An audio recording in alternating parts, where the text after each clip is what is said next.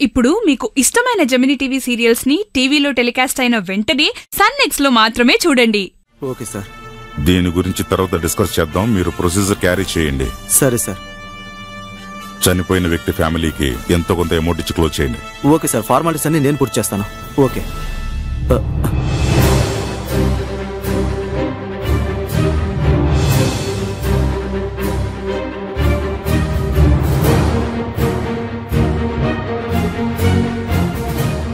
Okay bye. Bye.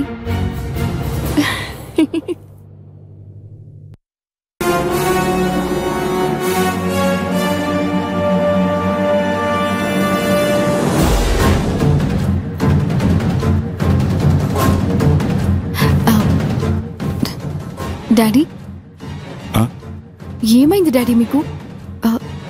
ఎందుకు అదోలా ఉన్నారు? ఏమీ లేదమ్మా. ఆహా, మీ ఫేస్ లో కళే లేదు. నందు రావడానికి ముందు మీ మొహం చాలా వెలిగిపోయింది. అతను వచ్చిన తర్వాత అసలు ఏమాత్రం లేదు. ఏమైంది డాడీ మీకు? డాడీ, మీకు నందు నిజంగా నచ్చాడు కదా? డాడీ, ఏంటి డాడీ సైలెంట్ గా ఏదో ఆలోచిస్తూ ఉన్నారు? నేను ఒక విషయాన్ని ఫ్రాంక్ గా చెప్పను అనామిక.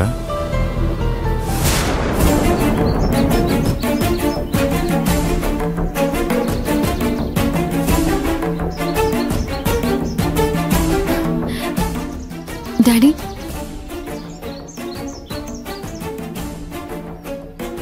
డాడీ. ఏంటమ్మా? ఏంటి డాడీ ఏదో చెప్తానని చెప్పి సైలెంట్ గా ఉండిపోయారు? నందు మీకు నిజంగా నచ్చాడు కదా? నచ్చాడని చెప్పలేను కానీ అప్పుడైతే అతను మీకు నచ్చలేదా? ఏదున్నా కూడా ఓపెన్ గా చెప్పండి డాడ్. నేను కొంచెం ఎంక్వైరీ చేయాలి. నందు మంచివాడేనా? అవును. నేను చెప్తున్నాను కదా డాడ్, తను చాలా మంచివాడు. అయినా కూడా నేను ఎంక్వైరీ చేయాలి కదమ్మా. నేను చెప్పిన దాంట్లో నమ్మకం లేదా మీకు? నందు మీద ఉన్న ప్రేమ వల్ల నువ్వు అతను మంచివాడని చెప్తున్నావు. లేదు డాడీ, అతని గురించి నాకు బాగా తెలుసు. సరే, నేను కూడా తెలుసుకుంటానని చెప్తున్నాను. ప్రేమించే వాళ్ళ కళ్ళకి ఎప్పుడూ కూడా పటికరాయి ఉప్పు ఒకేలాగా కనిపిస్తాయమ్మా. కానీ బాగా అబ్జర్వ్ చేస్తేనే రెండింటికి మధ్య ఉన్న డిఫరెన్స్ తెలుస్తుంది. కొందరు కళ్ళు మూసుకుని ప్రేమిస్తారు, కానీ వాళ్ళు మాత్రం పెళ్లి చేసుకోరు. అందుకే చెప్తున్నాను, నాకు కొంచెం టైం కావాలి. సరే డాడ్, మీరు చెప్పినట్టుగానే టైం తీసుకోండి. బాగా ఎంక్వైరీ చేయండి. డాడ్, మీరు ఎంత ఎంక్వైరీ చేసినా కూడా నందు మంచి పర్సనే అని ఇన్ఫర్మేషన్ మీకు వస్తుంది. అదే విధంగా మీ నుంచి నాకు ఒక మంచి న్యూసే వస్తుందని నేను నమ్ముతున్నాను. నేను ఎదురు చూస్తూ ఉంటాను. చూద్దాం ఎవరికి ఎలాంటి న్యూస్ వస్తుందో.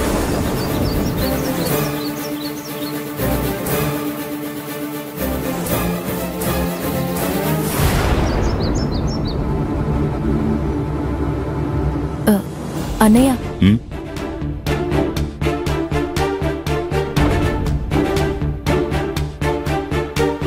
నువ్వు అనామికతో మాట్లాడింది నేను కూడా విన్నాను. ఎంక్వైరీ చేసిన తర్వాత మాత్రం నువ్వు నందుతో తనకి పెళ్లి చేస్తావా? నందు నీకు మొదటి నుంచే నచ్చడం లేదు. ఎందుకలా అన్నయ్య? మొదటిసారి ఇంటికి నందు వచ్చినప్పుడు అతను వెళ్ళగొట్టమని చెప్పి నువ్వు ఇప్పుడు నీ కూతుర్ని అతనికిచ్చి పెళ్లి చేసి ఇంటికి అల్లుణ్ణి చేస్తావా అన్నయ్య? చెప్పన్నయ్యా, ఎందుకు నీకు నందు మీద అంత వ్యతిరేకత? ఇలా చూడమంగా, నువ్వు అడిగే ఏ ప్రశ్నకి ఇప్పుడు నా దగ్గర సమాధానం లేనేలేదు. నేను కొంచెం కన్ఫ్యూజన్లో ఉన్నాను. ఈ కన్ఫ్యూజన్ క్లియర్ అయిన తర్వాత నా నిర్ణయం మీకు అర్థమవుతుంది. అప్పటి వరకు నన్ను మీరేమీ అడగదు.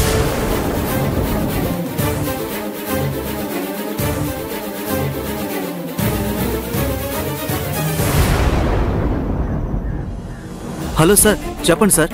పురుషోత్తం, నేను వెంటనే మీ మావయ్యని కలవాలి. ఆయన తీసుకుని వెంటనే ఇంటికి రా. సార్, ఏమైంది? Any problem? ఇంటికి రమ్మన్నప్పుడు ఇంటికి రా. క్వశ్చన్స్ చేయకు, చెప్పింది మాత్రం చెయ్యి. Okay sir.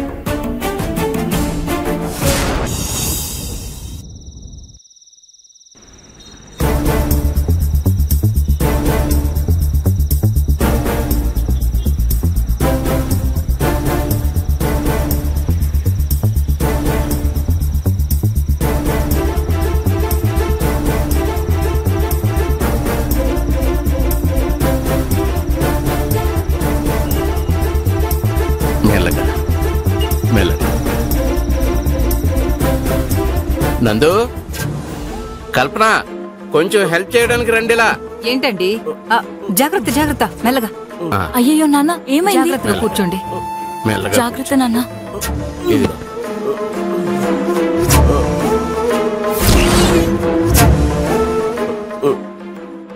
నాన్న, ఏమైంది నాన్న? ఈయనకి ఫోన్లో చెప్పాను కదరా. ఫోన్లో హాస్పిటల్కి రమ్మని కదా చెప్పారు.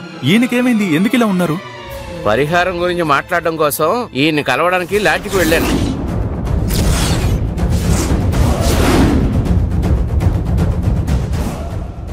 ఈయన్ని హాస్పిటల్కి తీసుకెళ్లి ఎమర్జెన్సీ ట్రీట్మెంట్ ఇప్పించి నేరుగా మన ఇంటికి తీసుకొచ్చాను. ఏంటండి మీరు ఎప్పుడు ఇలా ఏదో ఒకటి చేస్తూ ఉంటారా? ఊళ్ళో వాళ్ళ గోలంతా మీకెందుకు? నన్నేం చేయమంటావే? ఈయనకు నేను హామీ ఉన్నా. నేనే ఈయనకి లాడ్జిలో రూమ్ ఇప్పించాను. ఈ ఊర్లో ఇతనికి ఎలాంటి శత్రువులు ఉంటారని నేనేమైనా కలగంటానా ఏంటి? అందుకని అందరి విషయాల్లో మీరెందుకు జోక్యం చేసుకుంటారు? ఎందుకమ్మా ఇలా మాట్లాడుతున్నావు? ఆయన ఇచ్చిన మందు వల్లే కదా నీకు అలా ప్రమాదం గడ్డి తప్పింది. పెట్టమ్మా, గడ్డి పెట్టు. బుద్ధి వచ్చేలాగా చెప్పు. ఇలా చూడు, మనకు ఎవరైనా సహాయం చేశారంటే వాళ్ళకి మనం మంచి చేయాలి. అదే మనిషికి ఉండాల్సిన లక్షణం.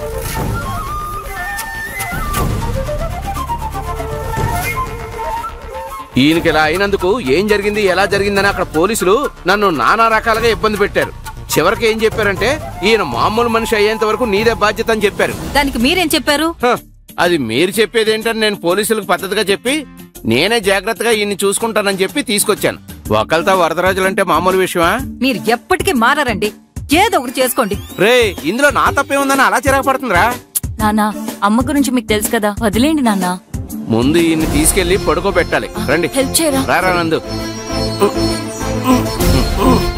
ఇలా చూడండి తులసి గారు, మీరు మన ఇంట్లోనే ఉండబోతున్నారు. మేమే జాగ్రత్తగా చూసుకుంటాం. మీరేం భయపడాల్సిన అవసరం లేదు.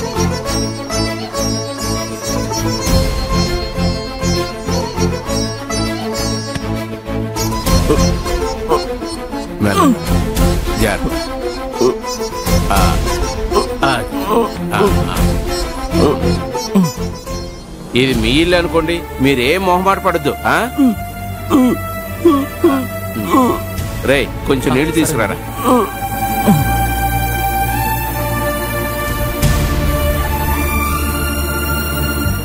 ఇలా చూడండి తులసి, మీరేం బాధపడద్దు. మిమ్మల్ని జాగ్రత్తగా చూసుకుంటాం. మీ ఇంట్లో ఉన్నాననుకోండి, టాబ్లెట్ ఆ సంచిలో ఉంది, నేను వెళ్ళి తీసుకొస్తాను.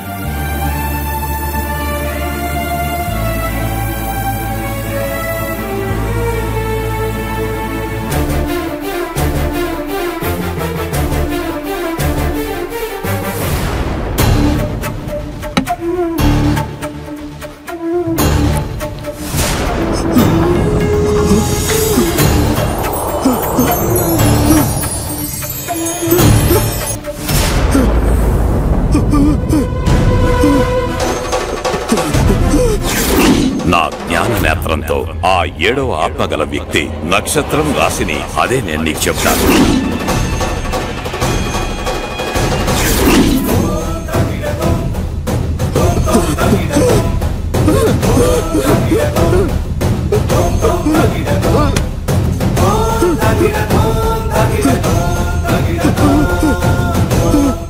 మంచినీళ్ళు ఏమైనా కావాలా?